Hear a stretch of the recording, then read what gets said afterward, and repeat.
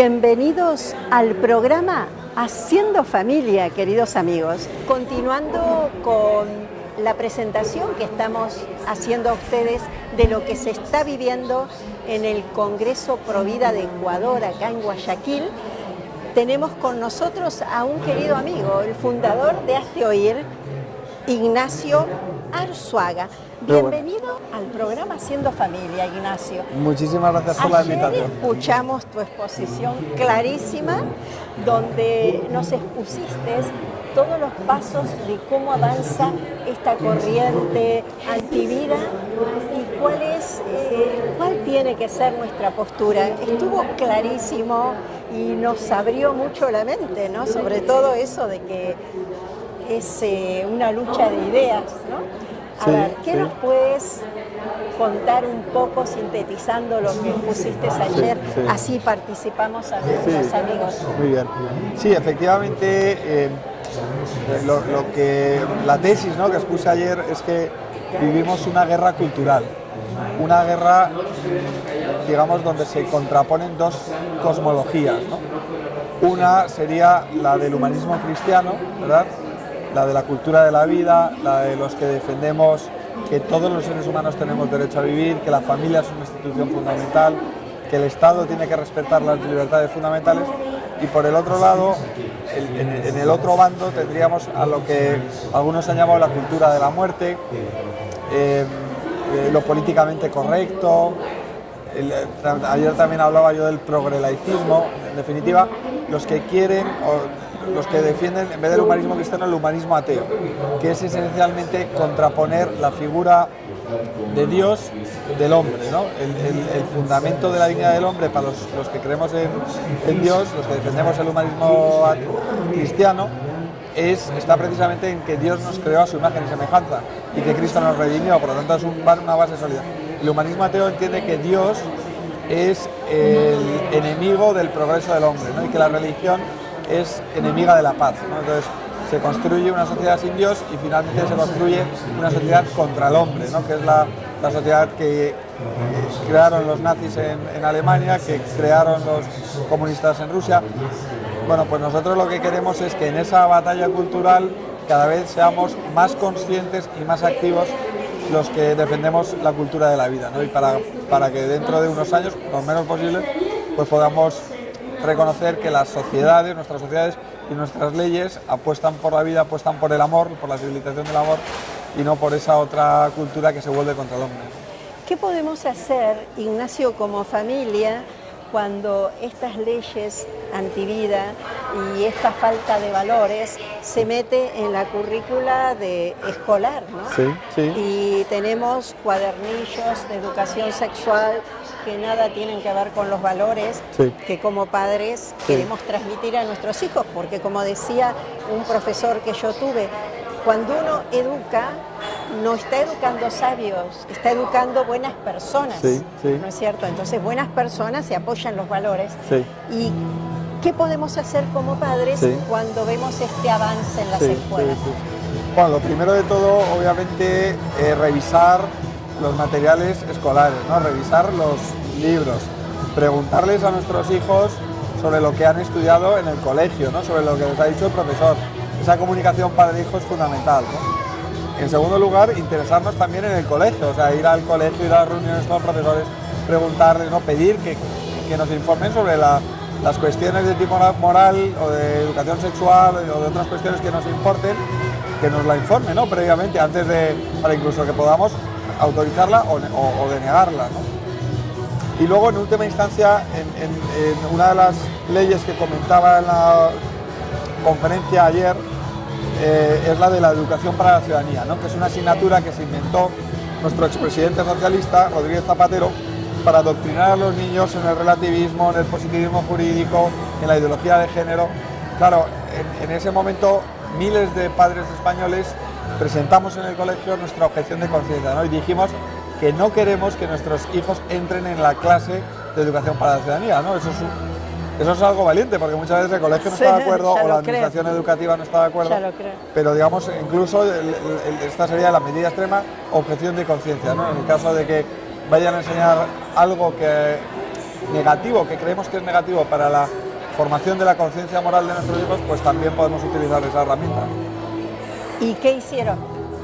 Bueno, lo que hicimos fue, ya digo, presentar esas objeciones cuando nos las denegaron los colegios, cuando en algunos casos los colegios y en algunos casos la Consejería de Educación, digamos, el Ministerio Regional de Educación, que es quien tiene la competencia, presentamos recursos ante los tribunales fueron resolviendo, algunos a favor, algunos en contra, recurrimos hacia arriba y en algún caso con una sentencia del Tribunal Supremo negativa, pero eso no impidió para que siguiéramos diciendo al colegio que no queremos que nuestros hijos entraran en la clase, ¿no?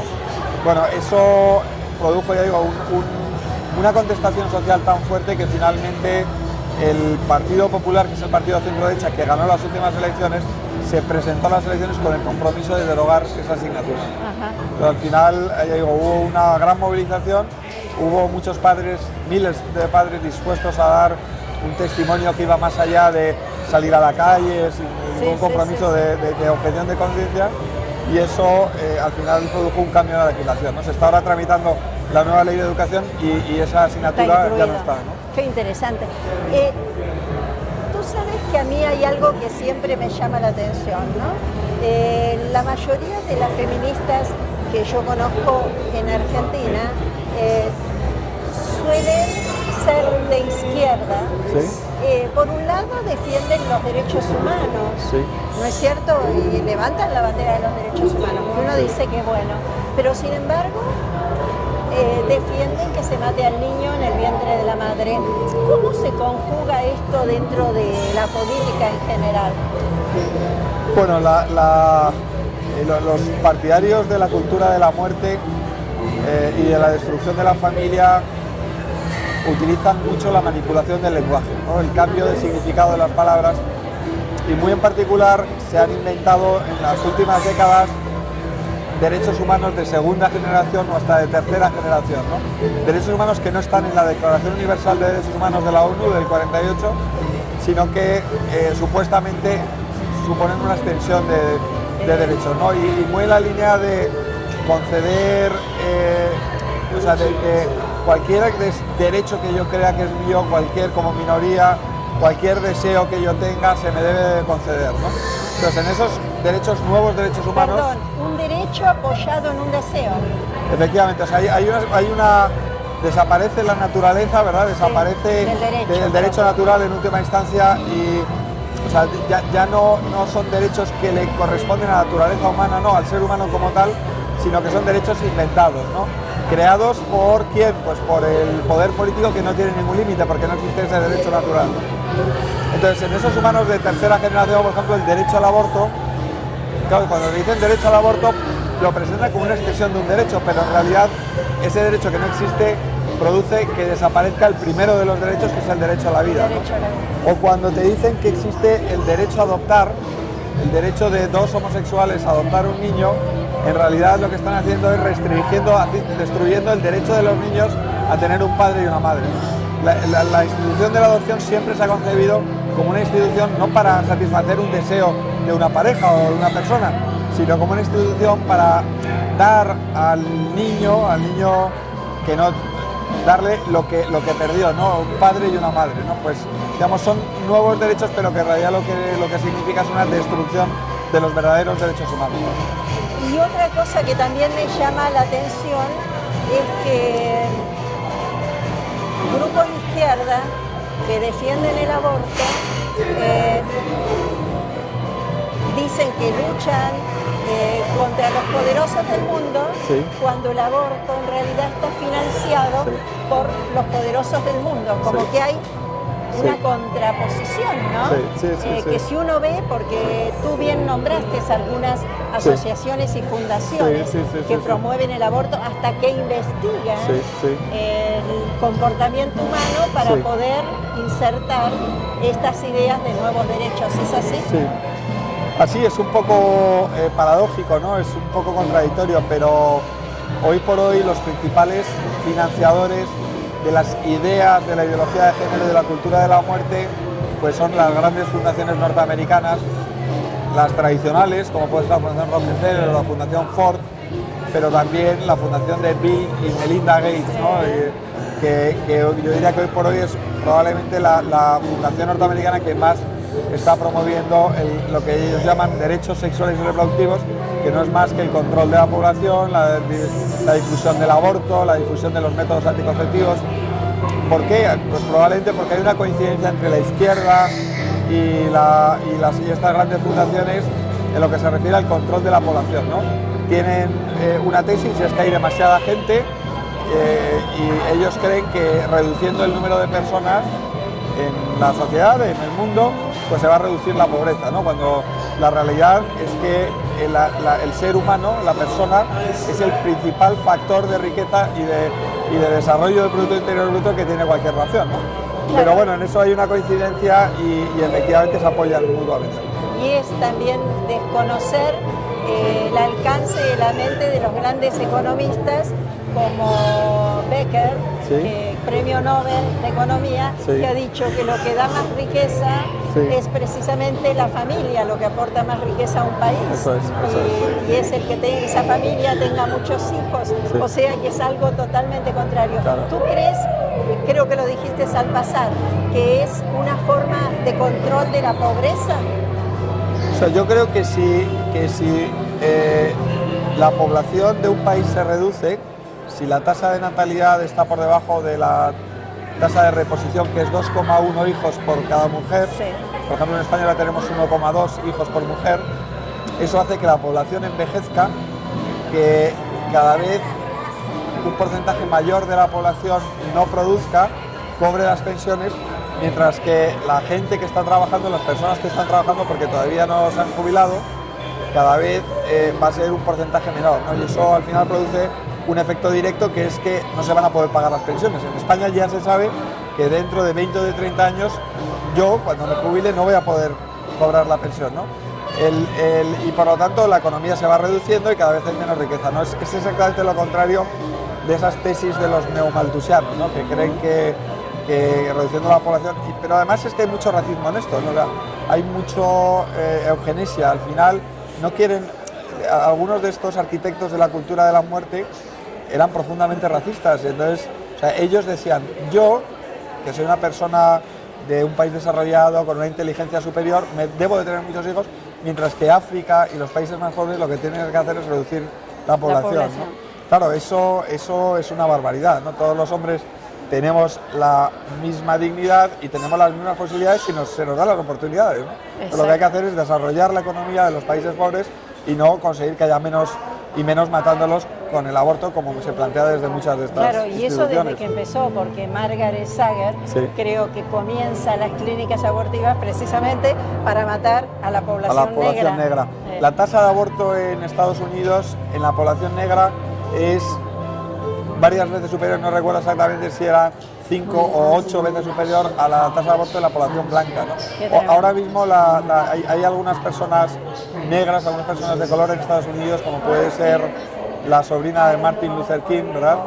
Que están denunciando ese genocidio de la raza negra en Estados Unidos en el siglo XXI, que se está haciendo a través del aborto, precisamente para que la población negra, que sufre más pobreza en términos relativos que la población blanca en Estados Unidos, pues se vaya reduciendo, ¿no? Y eso es una verdadera barbaridad que hay que denunciar y contra la que hay que luchar. Claro, y Eduardo Verástegui, en un programa que hice con él en Buenos Aires, también nos decía que esta eliminación así de razas comienza también con las mujeres latinoamericanas. También. ¿No? Él estaba creando algunas clínicas, sí, a favor de la vida, claro, ¿no es cierto? Y nos comentó eso. Sí. O sea que, como también, tú dices, hay como... También, hay un profundo racismo en el origen de la cultura de la muerte. Y efectivamente la tasa de aborto en la población negra es la más alta de Estados Unidos, con muchísima diferencia, pero muy cerquita está la tasa de las mujeres latinas, ¿no? Y desde luego la tasa del aborto en las mujeres blancas es mucho más pequeña. Más pequeña la tasa del aborto, hay menos abortos por cada 100 mujeres en la población, digamos, que viene de Europa, que la tasa de la población que viene de América o que viene de África, ¿no? ¿Cómo ves que continúa esta lucha?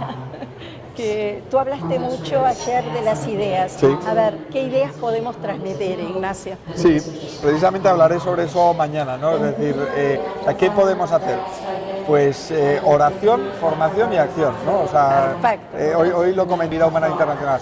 O sea, lo primero de todo, ser conscientes de que esta es una batalla desigual, que somos David y estamos luchando contra Goliat, pero que con la ayuda de Dios podemos ganar esta batalla, ¿no? Entonces hay que pedírselo mucho a Dios y a la Virgen. Luego la formación, o sea, la formación en el sentido de, primero, enterarnos de todos los factores fundamentales que juegan en esta guerra cultural, ¿no?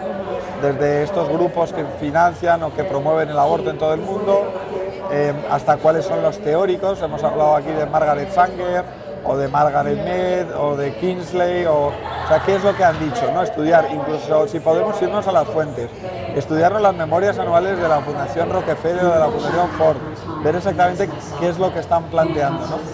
Y luego hacer una propuesta también de nuevo lenguaje, una nueva propuesta de ideas, fuerza que pueden hacernos ganar esta guerra cultural, ¿no? Y por último la acción, es decir, movilizarnos, salir a la calle, hablar con los políticos, crear peticiones, manifiestos, recoger firmas, salir a la calle, participar en las organizaciones que ya están luchando a favor de la vida, ¿no? Implicarnos. ¿Cuánta gente movilizaron en las últimas marchas? Pues los números exactos es imposible de saberlos, pero vamos, cientos de miles de personas que salimos a la calle y que lanzamos un mensaje, claro, netamente pro vida, ¿no? Ese mensaje se escuchó también a través de todos los grandes medios, ¿verdad? No solamente internet, sino también las televisiones, los periódicos, la radio, y llegó a los políticos, ¿no? Y yo creo que esas manifestaciones, junto con muchas otras iniciativas, consiguieron que un partido culturalmente muy débil, que es el partido centro-derecha en España, el Partido Popular, pues se atreviera a introducir en su programa la derogación de la ley del aborto. Estamos todavía pendientes de que lo haga, pero está ahí. Ya dieron un paso. Y ha sido por esa presión ciudadana, no me cabe duda, porque el Partido Popular en España, igual que la izquierda da esta batalla en lo cultural, el Partido Popular prefiere que solo se hable de economía y que no tener que tocar nada de esto. Pero gracias a esas movilizaciones pues hemos visto un fruto que es ahora la esperanza, la experiencia cierta de que esa ley va a derogarse cuanto antes y se va a probablemente a aprobar una ley que proteja el derecho a la vida. ¿Costó mucho comprometer a la gente a que saliera a la calle? Costó, pues al final hay que hacer un esfuerzo, pero teníamos un aliado inesperado que era el presidente socialista, José Luis Rodríguez Zapatero, el que propuso la ley del aborto, que claro, al final mucha gente pues quiso luchar contra una medida que entendió que era muy negativa para la vida de los seres humanos y para la sociedad española, ¿no? Entonces él yo creo que fue el que provocó esa reacción y a partir de ahí pues tuvimos que lanzar la convocatoria, atrevernos, ¿no? Intentar estar en los medios tradicionales, movernos mucho por internet, a través del correo electrónico, redes sociales y finalmente pues hubo gente que quiso manifestarse, que quiso alzar la voz y estuvimos pues en la calle, ¿no? y en muchos otros sitios, no solamente en la calle durante estos años. Me gustaría que le cuentes a nuestros televidentes que tú no eres una persona desocupada, creo que tienes una familia, tus niños, todo eso hermoso. Sí. Que te ocupa y que te lleva tiempo. Claro, sí. Probablemente de todo lo que hago lo más difícil sea el manejar y el educar a mis 4 hijos, ¿no? El más pequeño tiene 1 año y bueno, pues gracias a Dios que tengo una mujer que comprende perfectamente y que no solo comprende, sino que participa de esta actividad a favor de la vida, también en la vida pública, a favor de la familia. Y que bueno, que es la que principalmente se está encargando de nuestros hijos, ¿no? Pero bueno, yo también intento dedicar el máximo tiempo y la verdad es que a veces es complicado. O sea que se puede. Se puede. ¿Qué consejo le darías a los jóvenes de Argentina? Pues el consejo de que se pongan la camiseta, ¿verdad? De que den un salto, de que se levanten del sillón. No se queden tan cómodos. Y no solamente digan que están en contra del aborto, en contra del matrimonio homosexual, sino de que se pongan manos a la obra, ¿no? De que hablen con sus amigos, con sus compañeros, con sus vecinos sobre estas cuestiones, que se movilicen, que se unan a las organizaciones que están trabajando a favor de todos estos valores, ¿no? Entonces yo creo que si no lo hacemos, en pocos años en Argentina, igual que ocurriría en otros países, pues aprobarán leyes del aborto y avanzará la cultura de la muerte, ¿no? Por lo tanto, tenemos una grave responsabilidad y está en nuestras manos que ese proceso no continúe y, por el contrario, que la cultura de la vida vaya ganando posiciones. ¿Tu opinión sobre estos congresos? Una maravilla. Yo la verdad es que voy a volver a España. ¿Nos ayudan a intercomunicarnos? Claro, primero porque escuchamos a algunas ponencias con ideas innovadoras, con análisis muy interesantes. Luego, probablemente más importante, porque nos conocemos, ¿no? Porque vemos lo que están haciendo los Provida de otros países, cogemos las mejores prácticas, ¿no? Intercambiamos tarjetas. De estas relaciones personales, de este networking, luego estoy convencido de que van a surgir nuevas oportunidades de colaborar, ¿no? Cada vez además esta batalla es más global, la cultura de la muerte está en todo el mundo y nosotros tenemos que ayudarnos también en todo el mundo, ¿no? Y luego, por último, el refuerzo de la esperanza, ¿no? Cuando ves que somos muchos, somos cientos, que somos miles los que defendemos estos valores, pues nos damos cuenta de que no estamos solos y de que podemos ganar esta batalla. Que se puede. Bueno, lo último que te pido, ¿qué reflexión nos harías para la familia de Argentina? Para la familia, para las familias de Argentina, ¿no? Sí. Bueno, pues que fundamentalmente que se dediquen el marido a cuidar de la mujer y la mujer a cuidar del marido. Y los dos a cuidar de los hijos, a educarles, a transmitirles valores, ¿no? Que la familia sea ese núcleo, ese centro de amor, ¿no? donde podamos desarrollarnos como personas, ¿no? ¿Y cómo nos desarrollamos como personas? Pues entregando nuestra vida a los demás fundamentalmente, ¿no? Con generosidad y con amor. Eso probablemente es lo más importante. Y luego también que las familias de Argentina que se unan, que se agrupen que defiendan sus intereses, que defiendan sus derechos. Las agresiones cada vez van a ser más grandes, entonces merece la pena que nos juntemos, ¿no? Que nos juntemos para conocernos, para apoyarnos, para crear comunidades pequeñas donde podamos vivir estos valores que compartimos y luego también para tener también una presencia en la vida pública y reclamar nuestros derechos. Muchísimas gracias, Ignacio Arzuaga, ha sido un honor tenerte con nosotros. Encantado. Queridos amigos, se puede, por muchos compromisos que tengamos, sociales, laborales, se puede. Y luchemos para que no nos saquen eso tan importante que es la familia y sobre todo para que el enemigo no nos haga perder la esperanza. Esto además, yo siempre digo cuando termino mis charlas, es una lucha teológica. Es el demonio que a través del hombre, que es al que puede dominar, se enfrenta a Dios diciendo, acá estoy, y quitando los hijos a Dios, y pretende robarnos nuestros hijos, el alma de nuestros hijos, de nuestros nietos, de nuestros jóvenes. Pero no hay que perder la esperanza, se puede, todo se puede apoyándonos en algo que comentó Ignacio, que es la oración. Y seguimos aportando ideas para nuestros jóvenes, entonces, ¿qué mejor que sean los jóvenes quienes las aporten? ¿Tu nombre? Lorena. ¿Tu nombre? Belén. Bueno, a ver, ¿qué me pueden decir de esto que estamos viviendo acá, de este Congreso Mundial Provida? ¿Y cómo lo están viviendo? ¿Qué le dirían a los jóvenes? Bueno, primero me parece increíble que nos hayamos reunido aquí con tantas personas de buena voluntad, estando aquí compartiendo las mismas ideas, pero proponiendo otras soluciones para luego compartirlas. Y como jóvenes, creo que somos la clave, porque somos los que podemos dar la voz y motivar al resto, y así entre jóvenes ir llamando a más personas que piensen igual o convencerlas. Claro, como decía ella, a mí también me parece súper chévere que vengan personas de otros países, no solo de aquí, y nosotros mismos, porque a veces dicen las personas grandes nada más, pero si que un joven diga, o sea, yo defiendo la vida y todo, el testimonio en sí. Habitualmente las feministas, abortistas, suelen decir, no, yo tengo derecho sobre mi cuerpo, el niño me ata, es un niño no deseado. ¿qué le dirías? Bueno, yo le diría que la verdad no es tu cuerpo el que está dentro, es otra persona. Y es verdad, uno tiene derecho sobre su cuerpo, pero la persona que está dentro también tiene sus derechos y tiene el derecho a la vida. ¿Cómo se preparan ustedes para cuando salgan de este congreso? ¿Qué es lo que van a llevar a quienes los rodean? Bueno, yo creo que llevar nosotros siendo testimonio para todas las demás, de defender la vida siempre y no importar lo que los demás nos digan.